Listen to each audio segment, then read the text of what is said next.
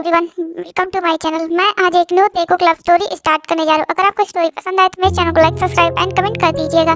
Let start the story के starting में हम हमारे मेल लीड जंकुक को देखते हैं, जो कि अपने कैबिन में मतलब अपने ऑफिस के कैबिन में बैठ करके अपना काम कर रहा होता है। तभी उसके पास उसकी मॉम का कॉल आता है और वो बोलती है कि मैंने तुम्हारे लिए एक नया पर्सनल असिस्टेंट हायर किया है, वो तुम्हारे पास पहुँचती ही होगी। ये सुन करके जंकुक बोलता, मॉम मेरी पर्सनल असिस्टेंट पहले वाली ठीक थी, ये पता नहीं कौन आप फिर से किसको भेजती है, पता नहीं वो मेरे साथ क्या करेगी। ये सुन करके वो बोलती है कि वो मेरे दोस्त की बेटी है और वो काम सीखना चाहती थी, इसलिए मैंने तुम्हारे साथ काम सीखने के लिए भेजा। उसे परेशान मत करना, अगर उसे तुमने परेशान किया तो मैं तुम्हारी हाथ पैर तोड़ करके तुम्हारे हाथ में दे दूंगी। ये सुन करके जंकुक बोलता, मॉम आप मेरी माँ है या उसकी माँ है? तो बोलती है कि मैं उसकी माँ हूँ, शांति से उसका वेट कर, वो पहुँचती ही होगी। ऐसा बोलती हुए कॉल कट कर देती है। जंकुक मतलब अपने डोर की तरफ देखता है, तभी उसके डोर पर नॉक होता है। जंकुक बोलता आ जाओ।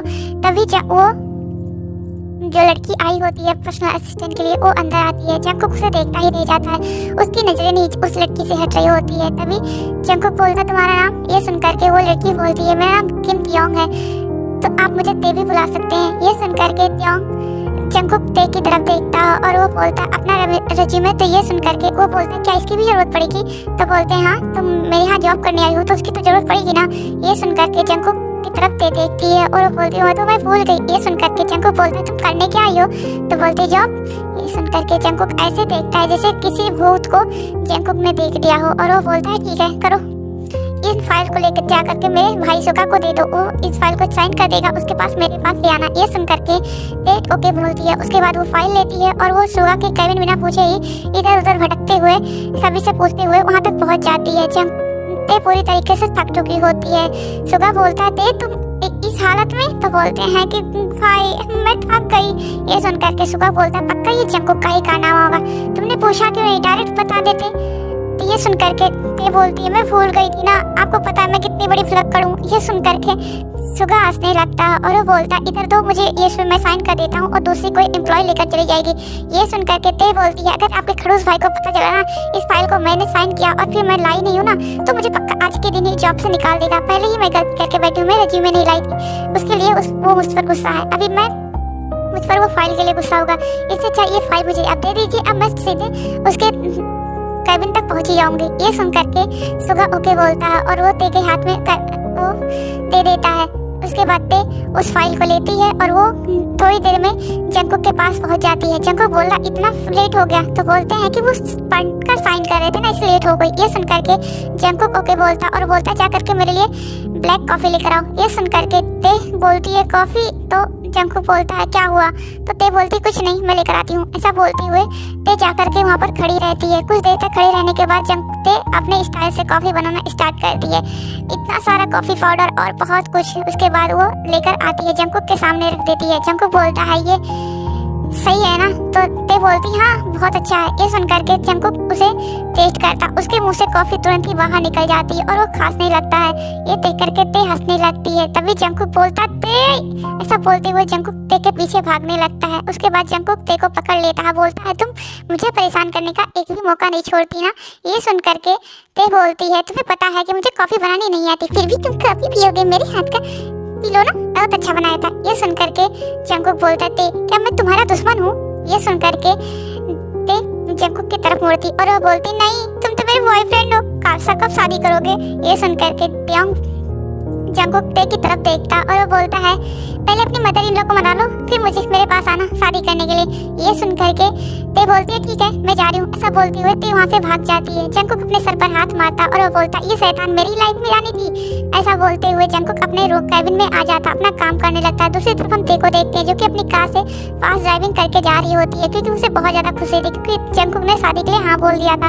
वो जा ही रही थी तभी उसके सामने एक ट्रक आता और उसकी गाड़ी को ठोक करके चला जाता है। वहाँ के जो लोग होते हैं वो जल्दी से ते को हॉस्पिटल में भर्ती कराते हैं और जब ते के फैमिली के पास फोन जाता है और जब ते के फैमिली के पास जाता है तो जंकुक के मॉम को भी पता चलता है और जंकुक की मॉम जल्दी से सुगा और जंकुक दोनों को कॉल करती हैं। सभी लोग हॉस्पिटल में होते हैं और दूसरी तरफ ते की सर्जरी चल रही होती है। अगर जंकुक का रो रो कर बुरा हाल हो चुका होता है।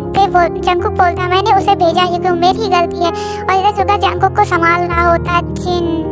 जो कि जंकुक के पास आती है और वो बोलती है जंकुक शांत हो जाओ, तो इसमें तुम्हारी गलती नहीं है। मुझे पता है ते कितनी बड़ी शैतान है। अगर उसे कोई चीज़ पसंद आ जाता है तो उसके पीछे वो इतनी जल्दी भागने लगती है कि वो नहीं सोचती कि उसका हाथ जाना क्या भुगतना पड़ सकता है उसे। ये सुन करके जंकुक बोलता है कि ते कभी सुधरेगी नहीं मॉम, उसे कुछ होगा तो नहीं मॉम। ये सुन करके जंकुक को जिन हक कर लेती हैं और वो बोलती हैं उसे कुछ नहीं होगा, तुम चिंता मत करो, वो ठीक हो जाएगी। ऐसा बोलते हुए वो जंकुक को संभालने लगती है। तब ऐसे ही कुछ देर बीतता और डॉक्टर बाहर निकलते हैं और वो बोलते हैं कि हमें ब्लड की जरूरत है। ये सुन करके जिन बोलती है मेरा ब्लड ग्रुप और उसका ब्लड ग्रुप सेम है। ऐसा बोलते हुए वो जाती है, कुछ टेस्ट कराती है जिससे उनके ब्लड में कोई प्रॉब्लम तो नहीं है, ऐसा चेक करती है। उसके बाद वो अपना ब्लड ते को देती है। कुछ देर बाद ऐसे ते की सर्जरी कंप्लीट हो जाती है और डॉक्टर बाहर निकलते हैं और वो बोलते हैं कि अब वो आउट ऑफ डेंजर है, करीबन 1 घंटे बाद उनको होश आ जाएगी। ये सुन करके डॉक्टर की तरफ सभी लोग थैंकफुल नज़रों से देखते हैं और जिन तो आगे आकर के थैंक यू बोल भी देती है।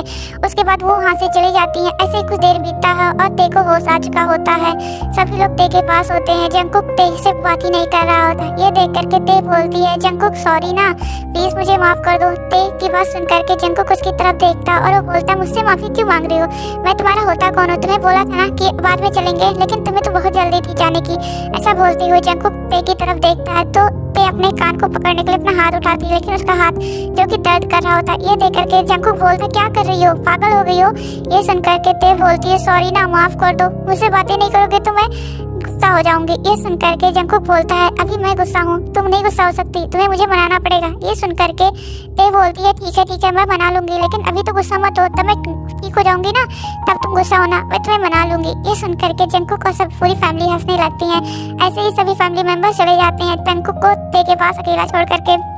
ऐसे ही कुछ दिन बीतते हैं और जंकुक ते के पास रहता, उसका हमेशा ध्यान रखता। दूसरी तरफ सुगा का कंपनी अकेले संभाल कर बुरा हाल हो चुका था। तभी वहाँ पर हॉवी आता है जो जंकुक के फादर होते हैं।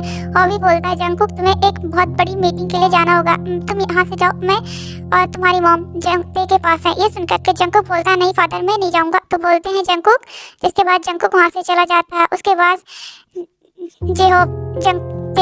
तेओंग की तरफ देखते हैं और बोलते थे जंकुक से शादी करनी है ना।